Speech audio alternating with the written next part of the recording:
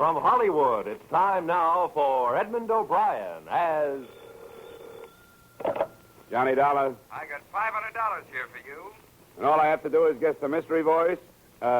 Is it Julius Caesar? This is Western Union, and there's a message with it. Building irregularities suspected, Manhattan, Nebraska. Proceed there immediately. Stay Cheyenne Hotel. Will advise. Regards, Paul McGraw, Chief Investigator, Great Chesapeake Fidelity and Insurance Guarantee. Okay, thanks. Sounds like you're in for some real fun, Mr. Dollar. I am? During the war, I was stationed near Manhattan, Nebraska. Good town? Good town. It made a Texas Army camp look like the promised land.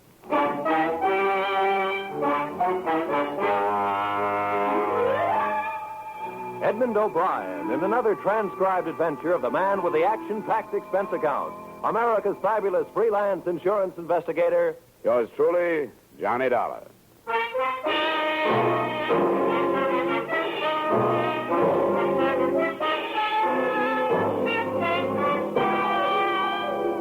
Expense account submitted by Special Investigator Johnny Dollar to Mr. Paul McGraw, Chief Investigator, Great Chesapeake Fidelity and Insurance Guarantee, Hartford, Connecticut. The following is an account of expenditures incurred during investigation conducted on behalf of your company, or the story of the Big Red Schoolhouse. Expense account. Item, transportation, $134 plane fare, New York to Omaha. Item, transportation, $3.95 bus fare, Omaha to Manhattan, Nebraska, which a fellow passenger told me was a quiet, sleepy little town. But which seemed to be celebrating Rip Van Winkle Day as I stepped off the bus. Nobody was walking, and everybody was running. I followed the crowd in the general direction of the excitement. 2 blocks north of the main street, the fire crews were hard at work playing the hoses on what was very shortly not going to be the new high school building. And that's where a little man with black curly hair introduced himself. I am Paco Gonzalez. I carry those bricks myself. Watch fine new school grow up under my own hand. What's the matter? How come these buildings I worked so hard on for 16 months goes down in 16 minutes, huh? I ask you, mister, how come this... Oh, now, calm down. What are you talking about, you?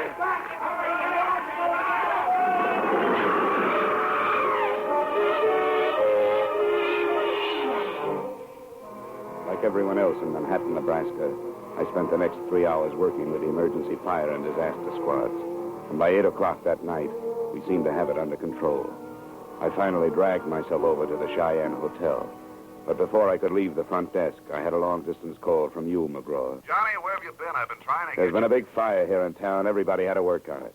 Did Joe Stankovich get in touch with you yet? Who's Joe Stankovich? A guy who lives there. He tipped us, said something about a building we're covering being in bad shape. What building's that? A new high school, just put up 6 months ago. And it fell down tonight. What? In a heap. The building will retail now at a junkyard for about $35. Well, you better start with this Joe Stankovich and see what it's all about, Johnny. Right. Mac, I'll keep in touch. So long. So long. Room clerk, have you got city directory around here? Yeah, city directory in this bird? Yeah. Who do you want to find, Mr. Dollar? I know everybody in and out. Man named Stankovich, Joe Stankovich. Yeah, oh, him. The city morgue. What? When? He just came over the radio. They picked up what was left of him out of the fire. Yeah, and that ain't much.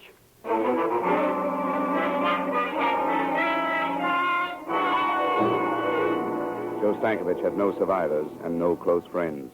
He lived in the basement of the school and kept to himself. That was all I found out about him after asking questions around town for an hour or so. About 11 o'clock, I started back for the hotel. Turning a corner by an alley, 2 men in dark clothes were holding a third man in a tweed suit. The fourth man was giving him everything. Hey! Hey! When I came up, the 3 men scattered like burglars. The man they were beating pitched forward, and I caught him before he fell. You need some help, mister. Everybody needs help. But let me tell you who I am before you help me. Maybe you won't want to. All right, who are you? Bill Garrett. Yeah? You don't live here, do you? No, I just got in town this morning. I was the architect on that school.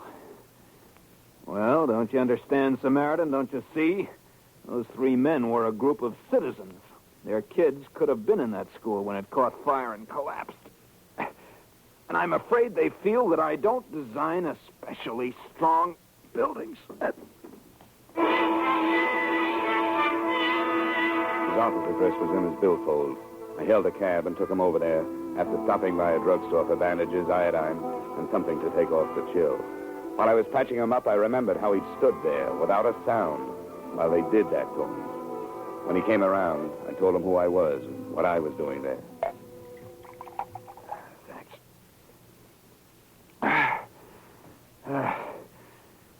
You represent a powerful company, Mr. Dollar. But you're wasting time. You'll learn nothing from anyone in this town. I kind of thought you might tell me something, Garrett. Yeah, of course. I could tell you every delicious scandal that's happened here for the past 30 years. Every exquisite depravity and violation of the sanctity of human intelligence. No, I mean about the school building. Well, I can tell you there wasn't any reason for those boilers to be fired today. That there wasn't any reason for them to blow up. But they did. Any idea why? Lots of ideas. And all of them bad, Dollar. Real bad. Okay, tell me. Look, I was raised here. I went to college over in Lincoln. And one day I came back an architect. I was going to make the whole place over.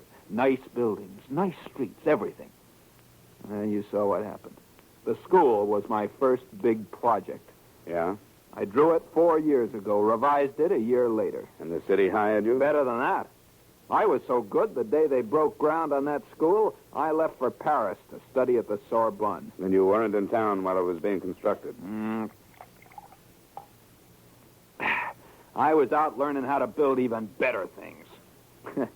I got back in town 4 days ago. I went over to see my building. Well, here's a laugh for you. They used my outside drawing, that's all. Looked like they made up the rest of it as they went along.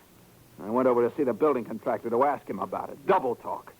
He told me to keep my mouth shut if I ever expected to do any more work for the city. This building contractor, what's his name? He has a perfect name, Dollar. A fine, sunburned man with lots of good teeth and not an ounce of fat on his broad frame. Big Jim Madden. Where can I find him?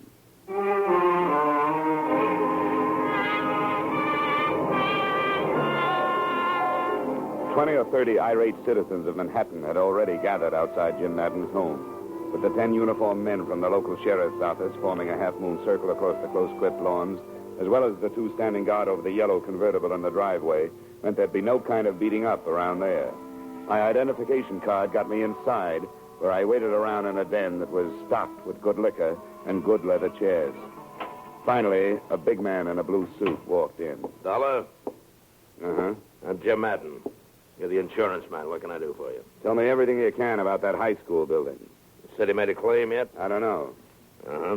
You just happened to be in town. We heard something might be wrong with that building. Apparently there was. Who told you a thing like that? 2 boilers explode and there's something wrong with the building? Is that the way you people figure? We check into things. Well, so do we, and we couldn't find anything wrong. Who's your we? Me and the boys. Officially with the city construction department. We just had a big meeting. Yeah? I figured those people hanging around outside ought to be worrying you. Well, they don't worry me, and you don't worry me. Drunken janitor goes to sleep last night without turning down the boilers. The pressure kicks way up, the joint blows apart and burns down. That what you decided in that meeting? That's about it. It was a terrible accident, and we'll have to use an old garage or something for a school.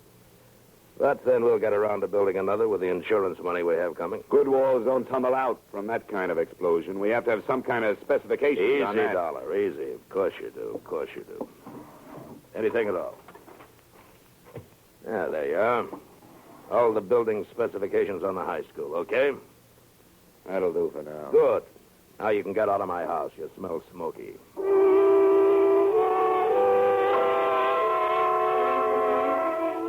There were 50 pages of specifications on that building materials used in the construction of the school. They looked all right. They also looked as if they could have been forgeries. I tried to get hold of Bill Garrett, but he didn't answer his phone. Then I noticed an inspection receipt at the back of the folder. It was signed by the local building inspector, a man named Mike DeGuerra.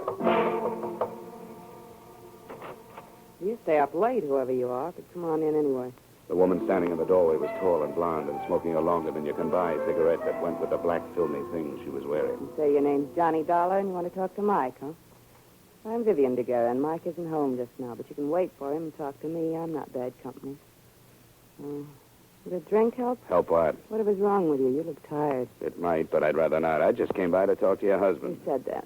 What do you want to talk to him about? Business. At 1 in the morning? Look, you probably missed your dinner tonight, and you've been getting all your nourishment out of a bottle. And you're kind of afraid Mike will walk in? No, Mike DeGuerra won't walk in. He's already walked out.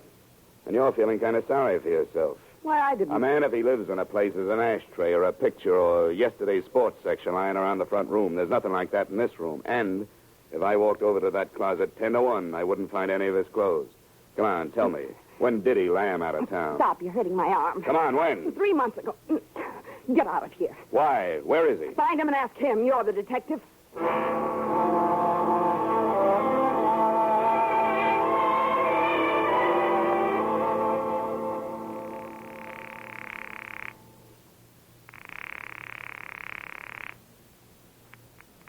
McGraw. Paul, Johnny Dollar. It's a mess here. Your man Stankovich's dad was killed in the fire. Oh, that's a shame. What do you think? Well, political wraparound. The school was a fix on something or other. Dough somewhere. The town sewed up tight. All kinds mixed up in it somewhere. Yeah, that kind of thing, huh? Well, stay where you are, Johnny. I'm sending you 8 men. If they want to play that way, we'll play that way. Get to the bottom of this. 3 seconds after I hung up the phone, I found out how much of a mess it really was. That's when my hotel door opened and a man lurched across the room toward me. Dollar. He stood in front of me, swaying back and forth, his hands clutching his coat. He fell before I could get to him. 3 bullet holes formed a neat trio across where his tie pin should have been. I ran my fingers through his coat, pulled out his wallet. The driver's license read Mike DeGuerra, age 39, occupation, building inspector.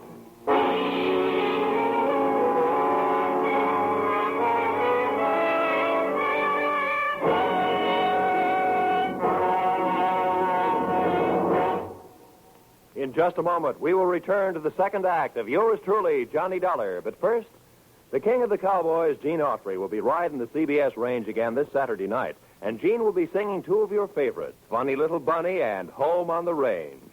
This Saturday, CBS also will take you on another trip with Vaughn Monroe's Caravan. You can hear them both every Saturday night on most of these same CBS stations. Vaughn Monroe and Gene Autry. Now with our star, Edmund O'Brien, we return to the second act of yours truly, Johnny Dollar.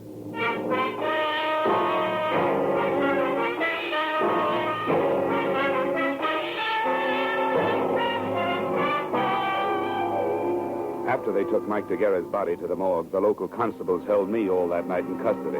Several Cheyenne hotel employees, finding nothing better to do for excitement, finally showed up to certify that DeGuerra had come into the hotel already shot up.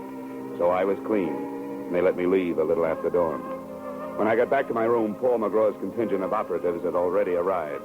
There was Ralph Haycraft from Continental, Carl Royal, Chip Hannigan, who handled the St. Louis diamond heist, Patty Phillips from Detroit, Rocky Andrusano, reliable Jerry Cotte, Tip Miller, Rod Cornile, and a guy who saved my life once in Denver, K.G. Peterson. Johnny, how are you? Hi, fine. Hey, how's everybody, huh? Chip, Patty, Ralph, good to see you. Chesapeake's certainly spreading the dough around. What's the scoop, Johnny? This is a big one. It's going to take all of us. Now, if you'll sit down, I'll go over it for you. All right, here's the story. Chesapeake insured a high school building here about 6 months ago. Yesterday, it fell on its face. 1, it was not built to specifications, or 2, somebody blew it down, or both. In any case, we don't pay off. But we have to prove our case. Now, there are too many leads for one man to follow before they evaporate.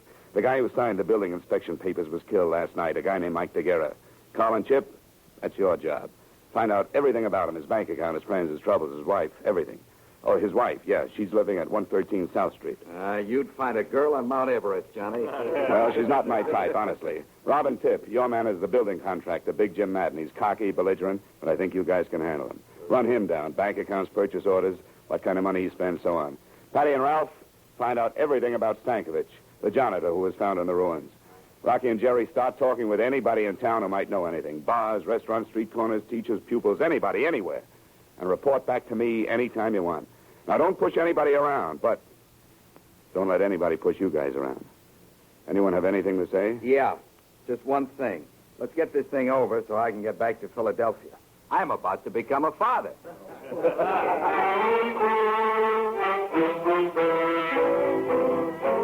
I thought I'd sit back a while and see what kind of birds were flushed up from the dusty meadows of Manhattan, Nebraska. An hour later, my first bird winged in. But it wasn't at all what I expected. It was a tall, gray-haired man, His Honor, Mayor Randall. Mr. Dollar, I've seen the men you brought into town today, and I wanted to talk with you about them. Fine. What about in particular? The events of the past 24 hours in this town have been deplorable and grossly injurious to the public welfare. The collapse of our beautiful schoolhouse, the death of our beloved janitor Stankovich, and the untimely murder of one of our respected public servants, Mr. DeGuerra. All have grieved me deeply. None of which were caused by any of my investigators, Mr. Mayor. Oh, my purpose here is not a belligerent one, Mr. Dollar. On the contrary, I came seeking assistance. We are a small community with a rudimentary police force, not equipped for major criminal investigations. I want these matters brought to a head and cleared up. And I came to offer a complete cooperation between you and our municipal government. I never turned down cooperation, Mayor, and I'll accept yours. You can begin by telling me everything you know about the schoolhouse. Oh, certainly. It was commissioned 2 years ago, designed by William Garrett. Built by James Madden 6 months ago. The unfortunate Mr. DeGuerra inspected it and called it up to snuff. And on the basis of his official inspection, your company insured it. I had no idea until yesterday that it was an unsafe building. Was DeGuerra reliable? I know nothing about his personal life, Mr. Dollar, but in his job he was competent and above reproach. He couldn't have been competent if he approved an unsafe building. Yes, I wondered about that myself, but I'm not prepared at the moment with an answer. Where are the purchase orders for the materials used in that building? Purchase orders? Yeah. Purchase orders. I can't seem to recall. Well, they were undoubtedly destroyed along with other useless paper matters that were accumulated from the construction work. Material purchase orders are never useless when the building falls down afterwards. If you find them, I'd like to be invited in. Well, I will certainly look for them, Mr. Dollar. I want to cooperate with you in every way. I'm sure you do, and you'll hear from me when I need something. Thank you, Mayor, and good day. Oh, by the way, the city council will, of course, have to file an immediate claim with your company. We take the bitter with the sweet. I pondered his statement for a while and got nowhere. There are mayors and mayors, and this one was of the old school, full of cliches and overblown rhetoric and nothing else. In a little while, calls began coming in from the men. Chip reported that during the building construction, Mike DeGuerra had made 4 deposits of $5,000 each in the bank. His salary was $7,500 a year. I thought another talk with Mrs. DeGuerra was in order and made for her house. She answered the door with tears in her eyes, a black lace handkerchief, and a black dress. It was tight, satin, and low cut. Not exactly Emily Post for mourning, but it was black. Oh, Mr. Dollar, I'm glad you came. I'm so unhappy and lost. I can see. May I come in? Why not? Is there anything special you want, Mr. Dollar? I'm sorry to cut in on your hour of bereavement, Mrs. DeGuerra, but under the circumstances... I know. I'm not sure I can help you any. I'm so broken up. If you're not careful, you might drown in those tears. You cheap gumshoe. You dropped your act. Well, don't bother to pick it up. And that dance hall dress and shoes. Is that what you thought was expected of you? Look, this setup creaks from top to bottom. Come on now. Your late husband made $7,500 a year and deposited $20,000 in 6 months. Does that figure? I don't know anything about his money. All I know is the bank told me he only had $300 left. What did he do with it? What do you think? He spent it on other women. Then why the tragic act? Not very good at it, am I? Not the best? And I really loved him. He loved me. We kicked it away because we both wanted more excitement than this town and his salary could give us. There was no place to go. We just didn't get along. He was out spending his money on other women, being a big shot. I can't blame him, though. I helped make him do it. What about the money? He got it for falsifying the school inspection papers, didn't he? Well, he didn't get it inventing the telephone. Who gave it to him? I don't know. Well, who do you think killed him? And why? I don't know that either. What do you know? Look, he didn't leave any insurance, see, and I got to live the best way I can. If I stay in this town, I got to keep friends. If I don't want to keep them, I got no choice but to move, and that takes money. I wonder what could possibly be on your mind.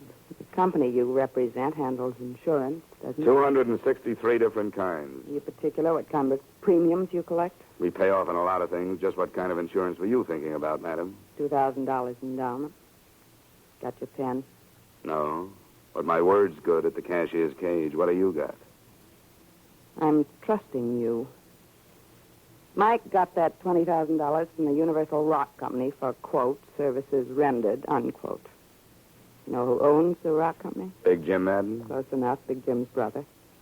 Last night, when Mike showed up in town, he was gunning for trouble. Why? He said they were going to make a patsy out of him. He wasn't going to take the rap for anybody, is what he said. I think he ran out of money and came back to make a touch in exchange for disappearing again. And Madden shot him. I didn't say that because I don't know. How do I get my insurance? Yeah, if what you say is true, I'll have to check first. I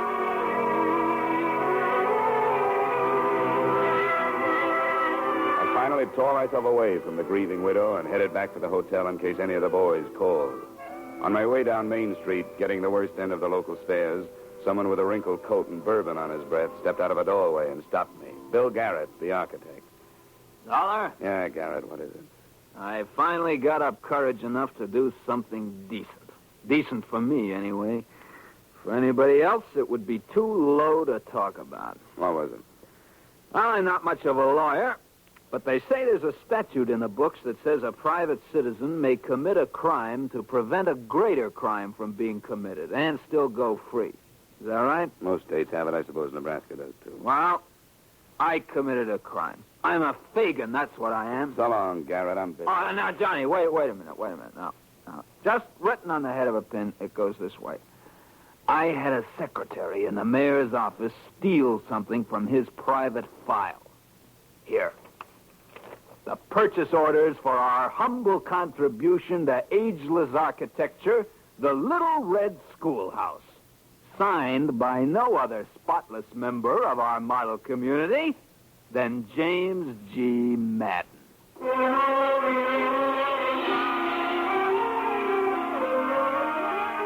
I looked at them, and they were as advertised. Purchase orders complete down to the last tenpenny nail. Not being a technical expert, I decided to shoot them back to Paul McGraw for his perusal. I sent them from the local post office, insured, registered airmail, and special delivery. Then I walked up the steps of the city hall for a chat with His Honor. Good afternoon, Dollar. My door is open to you anytime. Glad you feel that way, and I hope you still do when I finish. You finish what, Dollar? Calling you a liar? Now, see here. Save the B-picture dialogue for your next campaign. I thought you told me the purchase orders on the schoolhouse were destroyed. Well, to my knowledge, they were. Look in your personal file. Folder marked Madden, personal, hold. I don't know what you mean. Go on, look. No, don't bother. Because all you'll find is an empty space. You ought to see your face, Mayor. Well, Mayor, they were in there, but somebody stole them and gave them to me. Yeah. I sent them to my company for examination, and I'm sure somebody's going to be in a jackpot when the material purchase doesn't come up to the specifications of the building. Dollar, this is outrageous. Indeed it is. And it was outrageous from the day your city started to build that school. Well, all right. I'll tell you why I did what I did. For money. Keep your filthy insinuations to yourself. Insinuation? Your Honor, that was a plain statement. I wanted to spare this city the loss of faith it would suffer, seeing one of its most prominent citizens exposed and driven out. A man is entitled to one mistake in his life, and Jim Madden is no exception. I planned to bring him to a private accounting and make him replace the money he made on that building and repair it to specifications. Only the tragedy occurred before I took matters in hand. You had 6 months to do it. And every day of that 6 months, 1,800 students might have been killed. And one man was killed. No one knows that better than I. But once having decided on this course of action, I didn't know how to go about rectifying things. My intentions were good, but they went astray in the interests of humanity and brotherhood. Mayor Randall, you are as full of wind as a Chicago street. You are not only windy, you're corny, stupid, careless, and you're criminal. On the strength of what you told me here, my company will never pay that claim. Dollar, I was trapped. Look, I'm going to pick up Madden right now, and Randall, I suggest that you give yourself up to your own police chief before I have him do it for me.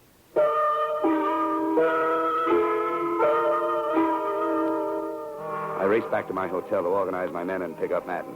When I came in, the phone was ringing. It was Rocky Androsano saying he had 2 witnesses to DeGuerra's shooting. I told him to pick up the boys and come right over.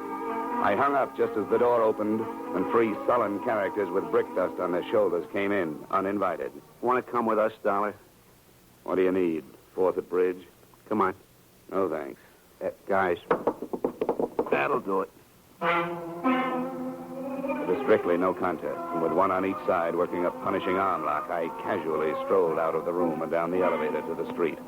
We were coming out of the hotel when I saw Rocky, Chip, KG, Ralph crossing the street.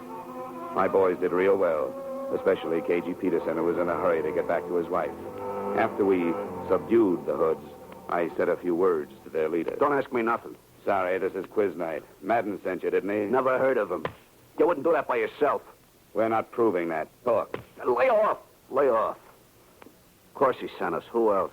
Where were you supposed to take me and why? Why, I don't know. Where? the Universal Rock Company on the edge of town.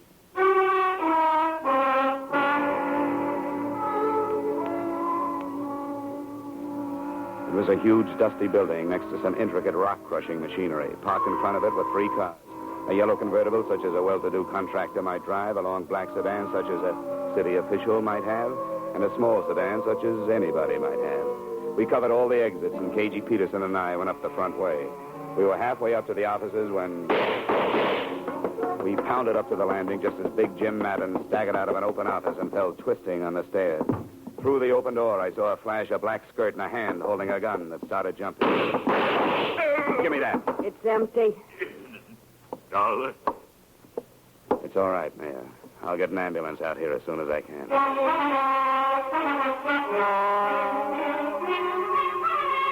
We took Vivian Daguerre into custody. Randall was in bad shape, and he died 2 hours later. But before he died, he told me the whole story. It was my idea, from beginning to end. Madden didn't want to do it, but I told him if he didn't, he'd never get another contract from this city. We were able to split $100,000 with the cheap supplies we used in that building. Well, when I showed up Madden, he was afraid he was going to take the rap alone, huh? He was afraid he'd end up like Mike Daguerre. That right? Yes, I had to have Daguerre killed. He wanted more money.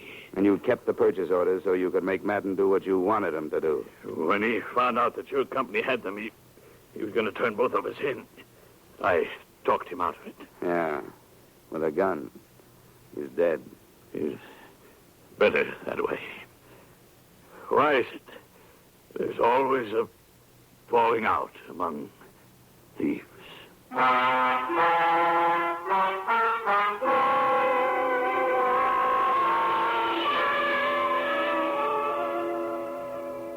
That was the last question Mayor Randall ever asked on Earth.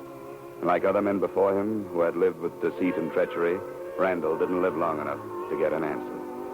It turned out he had an ex-wife in Detroit and a daughter living in Miami, but neither one of them claimed his body. His estate was tied up by the city, and the county buried him in Potter's Field, right next to another thief named Jim Madden. No one wrote anything on their headstones. No one cared. The reform city government was too busy floating a bond issue for a new high school. Bill Garrett's going to design it, and this time, I'm pretty sure they'll follow his plans. Expense account total, $3,227. Yours truly, Johnny Dollar.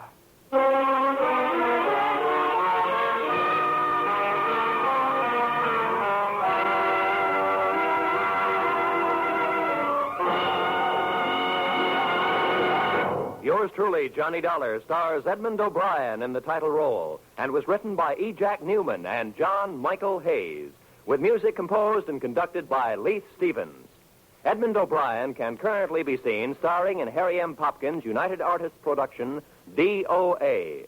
Featured in our cast were Victor Perrin, Elliott Reed, Hy Averback, Clayton Post, Bill Conrad, Virginia Gregg, and Willer Waterman. Yours truly, Johnny Dollar, is produced and directed by Jaime Del Valle.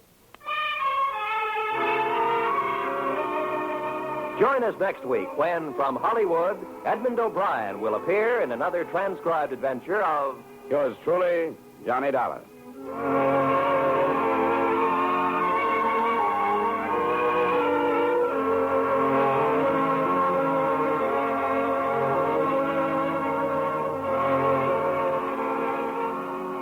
You can bet your life it's fun. It's a laugh a minute. You can bet your life it's full of surprises. It's radio's craziest quiz show, and you bet your life it'll be one of your favorites when you join Groucho Marx every Wednesday over most of these same CBS stations for You Bet Your Life. Now stay tuned for the adventures of Philip Marlowe, which follows immediately over most of these same stations. This is CBS, the Columbia Broadcasting System.